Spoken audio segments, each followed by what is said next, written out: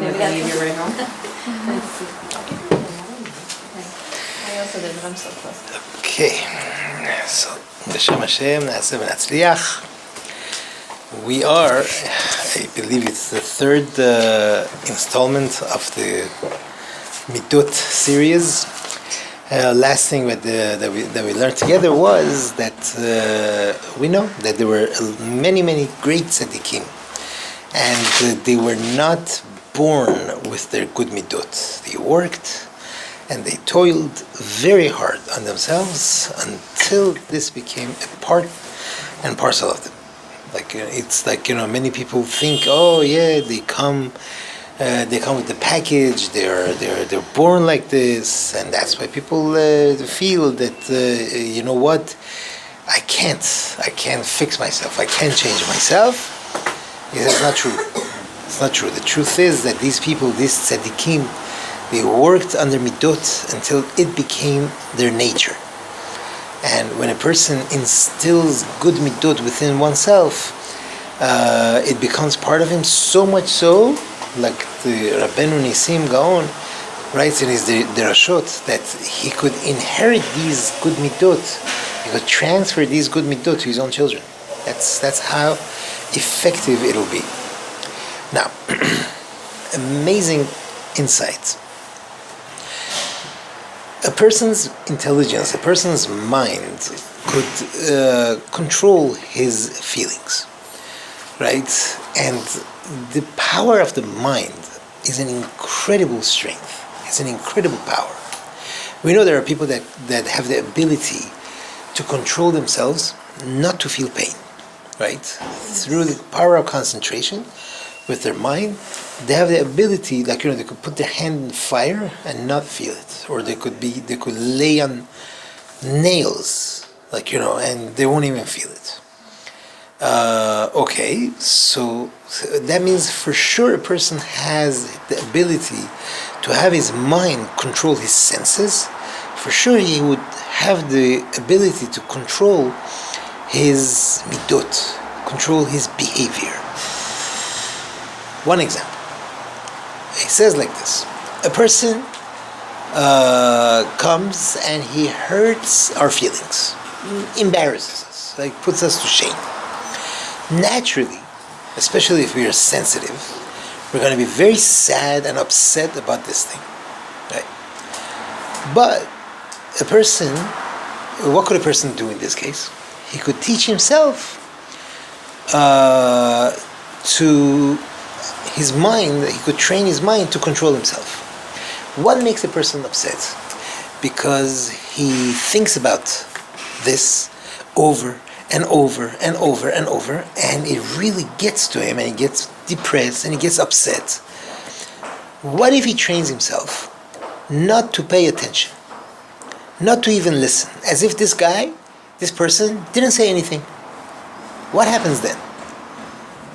That would definitely change his attitude. He's not going to be down, he's not going to be depressed. But what if we say something else? The Rambam writes, one of the powers that a person has in his mind, so this is the power of controlling the mind, controlling what he hears. And he decides to ignore it as if it didn't happen. What if he taps into the power of imagination that he has in his brain, and he uses that to imagine this guy actually praised him, that this person actually was saying good things about him? Could you imagine? No. What a wonderful thing it would be. How life would be so different. That's what he's saying. The ability for a person to do that. Wow, this guy was actually praising me. It was actually, he never put me down. He never said those things. Better yet, he was saying good things about me. So he says it's just an example, of course, right? In every situation, a person could use the wonderful, strong ability of his brain to overcome any of these things. It is very fitting to quote from the book Sefer that we mentioned many times. There is a mitzvah in the Torah that the Torah says, Lo tit'aveh, right? You should not desire something that someone else has. And Sefer HaChinuch tries to explain what is going on. This is mitzvah number 416. And he writes there, do not be surprised and say, how is it possible for a person to control, to prevent what's in his heart? Right? Imagine, someone sees another person has treasures and treasures and treasures, gold and silver and diamonds and precious stones. He has everything, doesn't even use it. And he himself is empty. He has nothing. Right? How is it possible that the Torah is preventing him to say that, don't desire the other person's wealth? How is it possible? Right? How does the Torah demand such a thing from a person? He writes Sefer HaChinuch that this is not true. He says something strong. You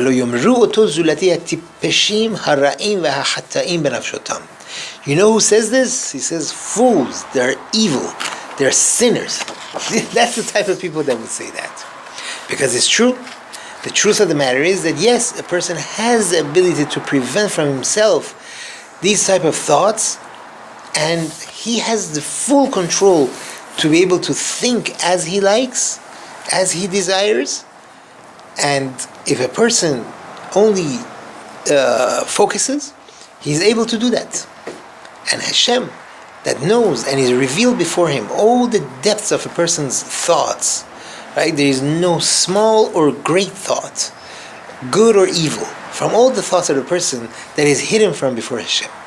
And when Hashem sees through and through this person, and this person is doing the will of Hashem, he says, Notzer chesed le'alafim le'ohavav. HaKadosh Baruch Hu keeps that for those who love him. And there is no better thing than a person as when he's able to bring positive thoughts, clear thoughts to himself. He says that is the beginning of a person's thoughts. And this is similar to what our Chachamim said, that a lev tov, a good heart, tops the list of the good attributes that a person could acquire for himself. That's the end of the quote from Sefer HaChinuch. It's an incredible ma'amar, it's an incredible saying from Sefer HaChinuch, where he tells us that yes, a person has definitely an ability to be able to control his thoughts. Only if he puts his mind to it, he's able to do it. It says like this. He says we must know that many times we think that we are perfect in a certain midah. He says the truth is that we are mistaken. It's not true, right? The reason why a person thinks that way is because the person is not tested, has not been tested in that area. That's why he thinks, I'm so perfect. For example, one could think to himself that, you know what, I'm so clean of being jealous. I am not the jealous type. You know, you hear people say that, I'm not the jealous type. I don't get jealous. And he thinks, wow, I'm good.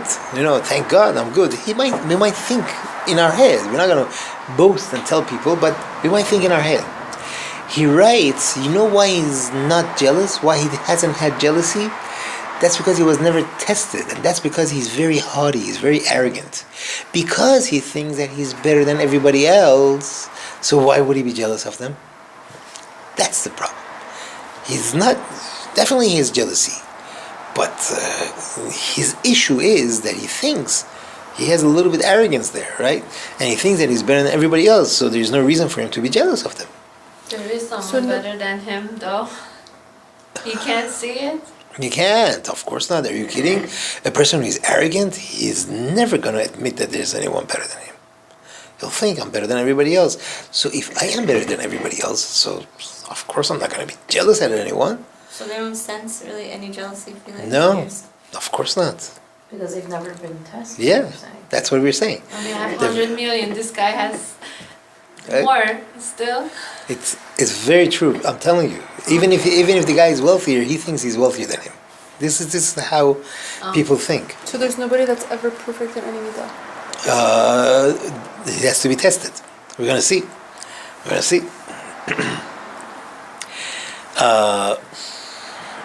So you know what? Because of his jealousy, because of his lack of jealousy and his arrogance, right?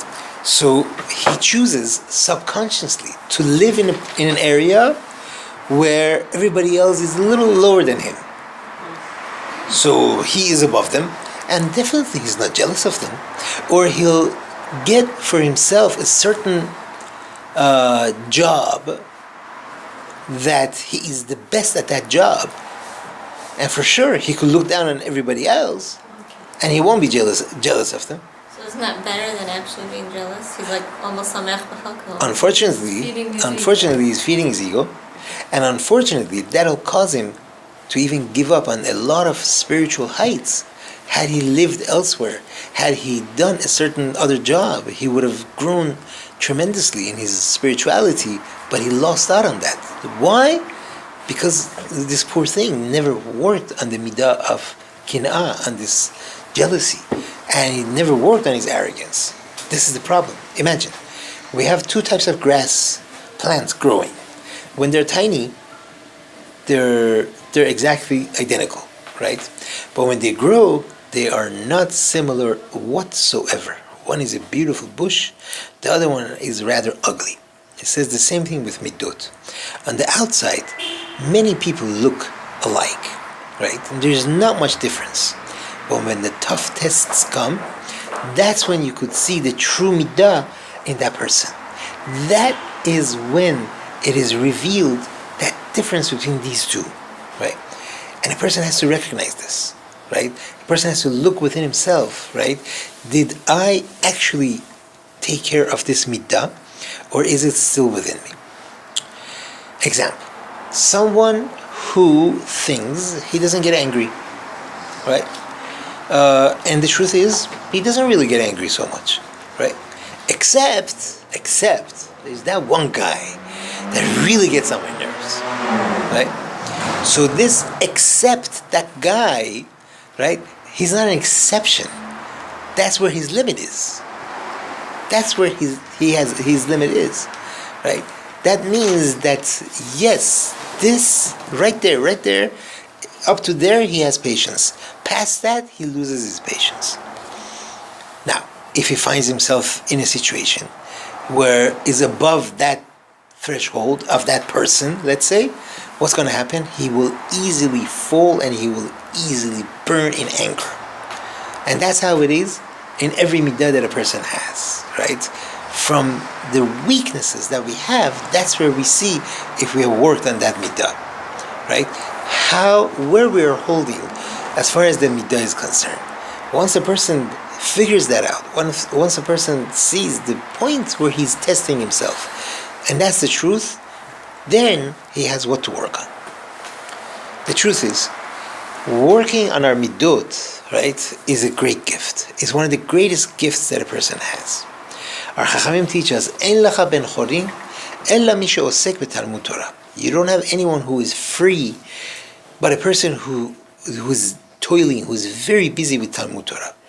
So the commentators, this is in Pirkei Avot, at the end of Pirkei Avot, commentators explain over there, why? Why is it so great? He says, because through the Torah, a person searches and finds which midot he is lacking, and once he fixes that midah, he's going to be a free person.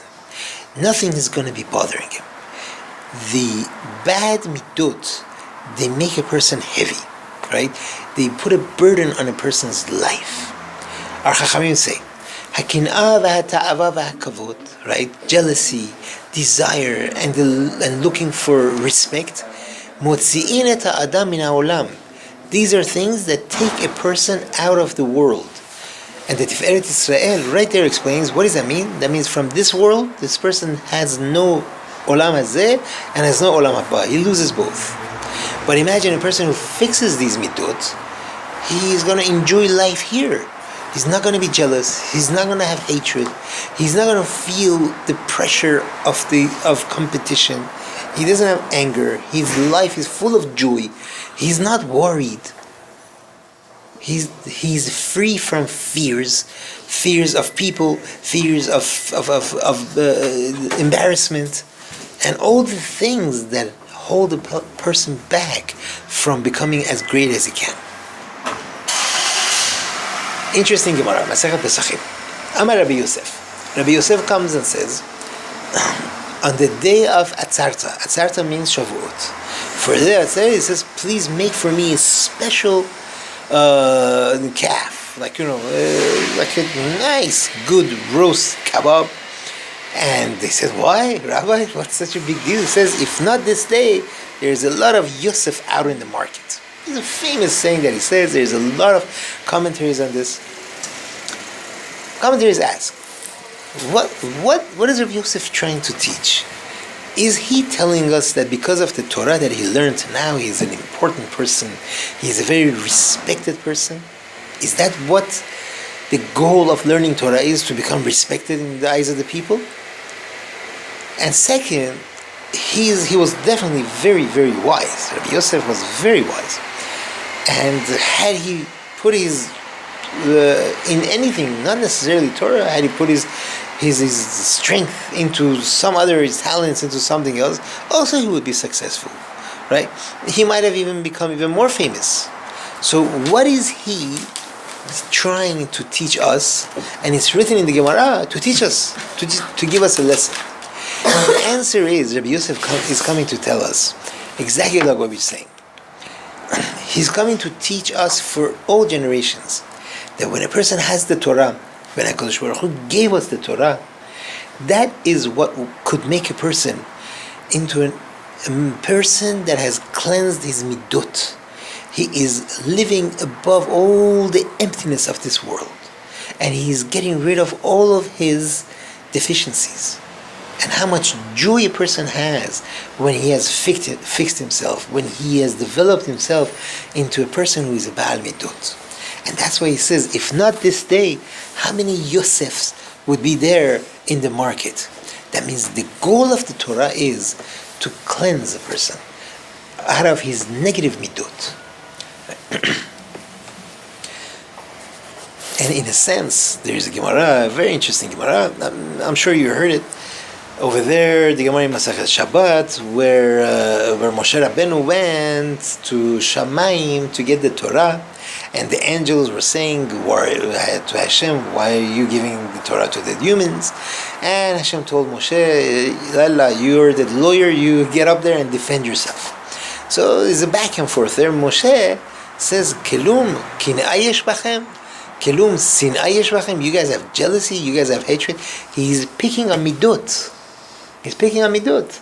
Why? Because that is the goal. That is the goal of the Torah, to fix our midot, hopefully. With understanding this, there is an interesting Gemara that is also in Pesachim. It says there that there are 3 types of people whose lives are no life. They have no life. One is Harachmanim, people that are merciful. Rashbam explains, not just merciful, they're too merciful.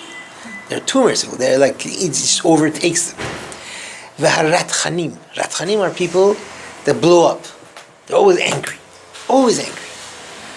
Ve'anine da'at. OCD. Right? Anine da'at, that means that's what they are. They're the people that are obsessive. They're like, the poor things, The Gemara is saying that they have no life. Ve'amar Rabbi Yosef says, Kullehu itnehu bi. All of these are in me. That means he has all of these. So what's going on? Is it possible to say that the famous Rabbi Yosef was a ratchan, was a person who was always angry? What is happening? What is it saying? Based on what we said, it's perfect. Rabbi Yosef had these things, yes. And that's why he's asking to party on Shavuot, because he sees that through the Torah, he was able to overcome all of these above mentioned things that he was lacking. He's able to control his midot. He's able to control, he put his mind to it to be able to control everything. And that's why he's saying the Torah is what makes a person clean, good, comfortable, happy person. He says more that when a person realizes that he has fixed the midah, that's very true. I wouldn't know, but it makes sense. When a person realizes that he fixed a certain midah, a great joy comes upon him. It's an incredible joy, and he brings the story from the Rambam. We don't have to go through it, but for sure, and a person understands. When a person understands that he has gotten rid of one of the bad midot within himself, that will bring an incredible joy. He doesn't have to go around announcing it. He doesn't have to use a trumpet like, advertising. Within himself, he will feel an incredible amount of joy. That's the truth. What does it mean to fix a midah? Is that like a lifetime like? Yeah, of course. Well, he's tested, right? A person sees that he was always getting angry. And there comes a time after working on himself, learning about how terrible anger is, and then the opportunity came and he didn't get angry. Once, twice, 3 times. And he says, hey, Baruch Hashem, you know what? I used to get angry much easier. And now I'm much better at it. Over multiple times. Right? Then, there's a great feeling. Or a person has a tendency, someone says something to you, right away you have to answer back. And he controls himself, doesn't do it. That's amazing.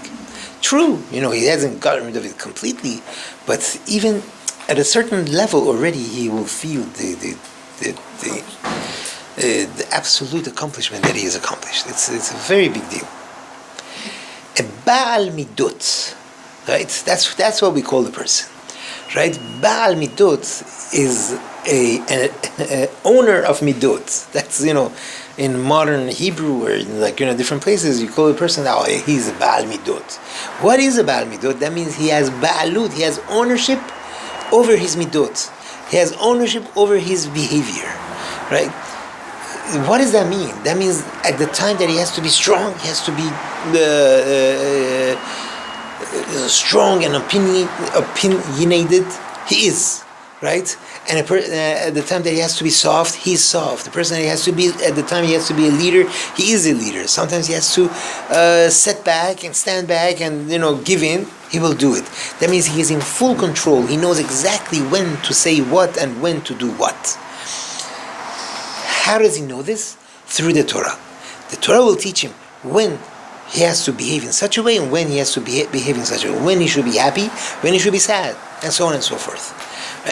He doesn't live a life of, no, I don't have it within me. I don't have that power, that strength within me. I can't do it. Right? He doesn't subscribe to that. This is a person that is a true Baal Midot. Okay?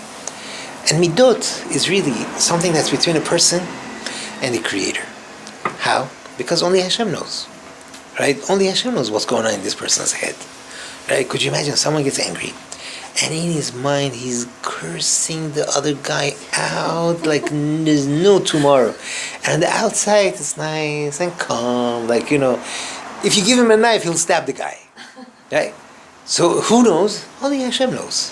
Right? Hashem knows what's going on inside him. Hashem knows what feelings are boiling inside this person. Right?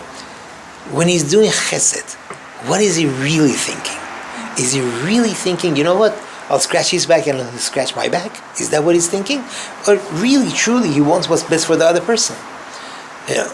Or when he's giving advice to the other person, what is going on in his head?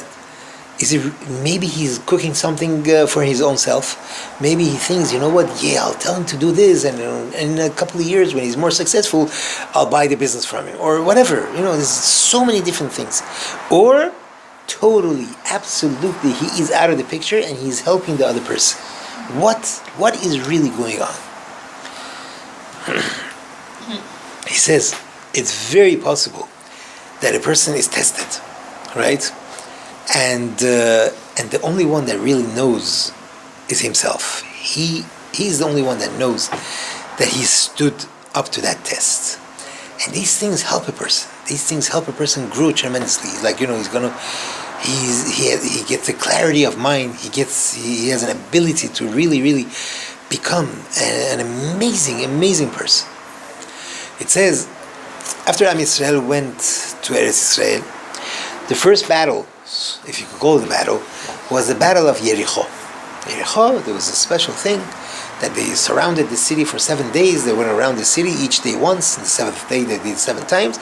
The walls of the city fell through, and they went in and they conquered the city. Right? Conquered the city, and then Yeshua made a cherem. He made a ban that no one should have any benefit from any spoils of the city, and so it was. The next campaign was against the city of Ha'ai. There, Yeshua sent spies to check it out. The spies came back. They said, this is a tiny city. It's nothing. Let's just send a small group of soldiers, and it's ours. And he does that, and they fail. Unlike what Hashem promised them, they failed. It says in Sefer Yehoshua Perek Zayin, right, that it says, Ki 36 ish naflu. Like 36 men fell. So in the Gemara, Masechet Sanhedrin, there is an argument. What are we talking about? So one Chacham says 36 people got killed in this battle. Even one is too many. And the Rabbi Nehemiah tells Rabbi Yehuda, what are you talking about? 36, the Navi writes, Kish 36, like 36. So what is it? He says it's one person. His name was Yair ben Menashe. Yair ben Menashe, he's the only one that got killed in this battle. Why are we saying 36? 36 is the majority of a Sanhedrin. Sanhedrin is 71 people. 36 is the majority. Okay? So that means this person is equivalent to the majority of Sanhedrin. What do we see from here? That it is possible that one person could be weighing against 36 people. One person. Right? And the same thing we find in Pirkei Avot. Rabbi Yochanan ben Zakkai is counting the attributes of his students, and he says, if I have Rabbi Eliezer ben Hurkanus on one side of the scale and all my other 4 other students on the other side of the scale, he'll outweigh them. It means one person could be so great. One person could be so great than the greatest of the Chachamim of the generation. Why? How? Because a person that toiled in Torah and he fixed his midot, it's impossible to measure his greatness. And fortunate he is, and fortunate is the generation that he is. So our task is set, right? That our job by studying this is to at least be aware. Be aware of these midot. Be aware of how we should look at these midot, and the Yehi Ratzon that Hashem should help us at least try to fix, to open the path to fix, the midot that we have, and to see the truth. Okay, thank you very much. Is the Sefer going to give us